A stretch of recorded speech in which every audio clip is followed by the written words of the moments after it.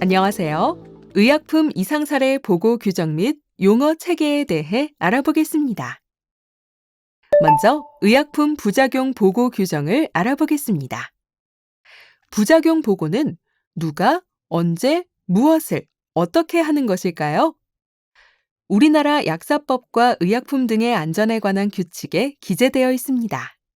약사법 제68조의 8, 부작용 등의 보고에 약국 개설자와 의료기관 개설자는 의약품 등으로 인해 발생했다고 의심되는 유해 사례로서 총리령으로 정하는 중대한 사례를 알게 된 경우 한국의약품안전관리원으로 보고해야 한다고 명시되어 있습니다.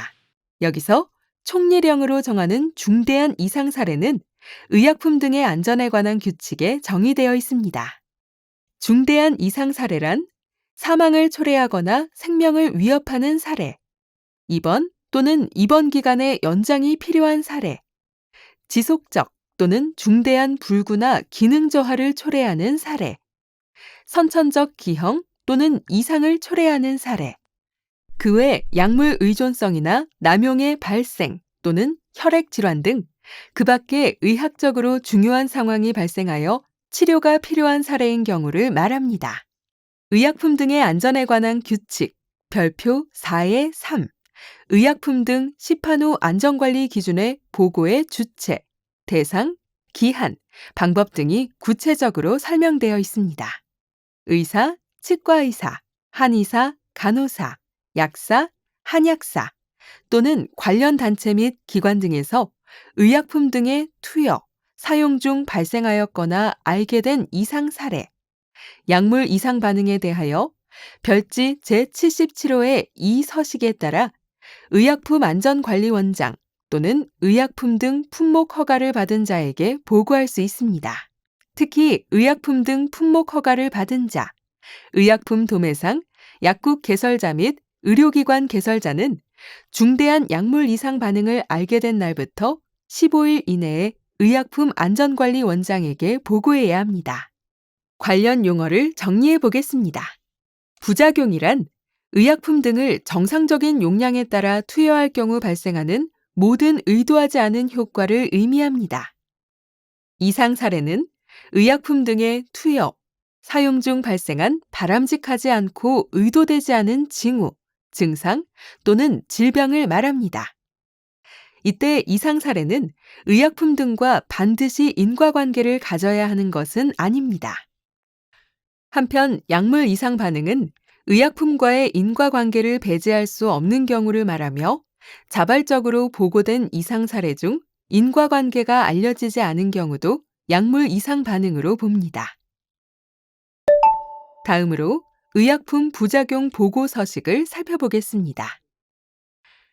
과거에 국내외 보고 서식은 분리되어 사용되었지만 2021년 6월부터 ICH의 E2B R3 가이드라인을 반영하여 통일된 국내외 서식으로 사용하게 되었습니다.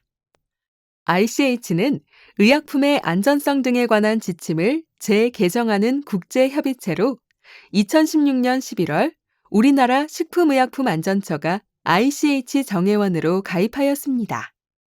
현재 이상 사례 보고 서식과 코드 체계는 ICH 가이드라인에 따라 국제 조화 서식에 맞춰 개정되었습니다. 현재 변경된 이상 사례 보고 서식에 이상 반응, 이상 사례, 진단명, 적응증 항목은 메드라 코드로 입력해야 합니다.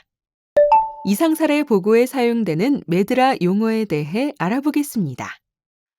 ICH E2B R3 가이드라인에 따라서 이상 반응, 이상 사례, 과거 병력, 적응증, 진단명, 검사명, 사망 원인 항목을 입력할 때 메드라 용어를 사용합니다. 그러면 메드라 용어란 무엇일까요? 메드라는 규제기관 및 바이오 제약 산업에서 사용하는 임상적으로 검증된 국제의학 전문 용어입니다.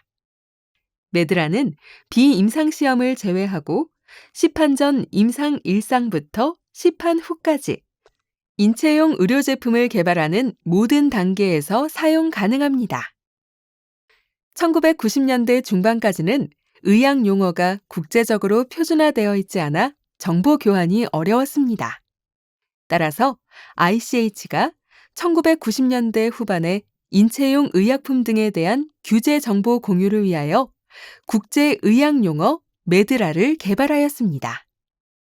1994년 10월 ICH에서 메드라 버전 1.0을 국제 의학 용어의 기초로 채택하였고, 이후 지속적으로 매년 2회 업데이트되고 있습니다. 다음은 메드라 용어의 구조에 대한 설명입니다. 메드라는 5단계의 계층 구조를 가지고 있습니다. 가장 상위에 있는 SOC는 가장 넓은 개념의 용어입니다. 그 하위에 HLGT, HLT, PT, LLT가 있습니다. LLT는 가장 구체적이고 세부적인 용어로 실제 임상 환경에서 관찰된 이상 사례를 보고할 때 흔하게 사용됩니다. 또한 메드라는 다축 구조를 이루고 있어 PT 한 개가 여러 개의 SOC에 연결될 수 있습니다.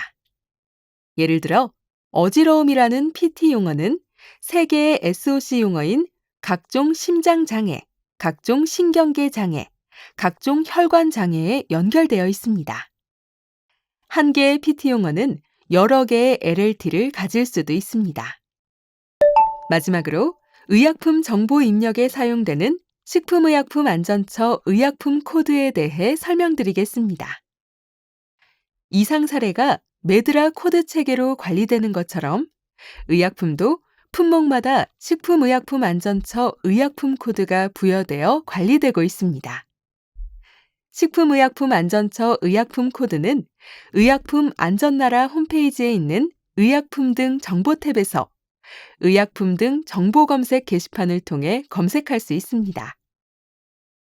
정보 검색 게시판의 좌측에서 제품명을 검색하면 보고하려는 제품의 품목 기준 코드를 확인할 수 있습니다.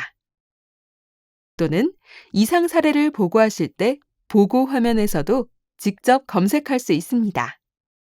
검색 방법은 보고 화면 상단의 8개 탭 중 의약품 등 정보 탭을 클릭한 후 의약품 코드 항목에 있는 돋보기 아이콘을 클릭합니다.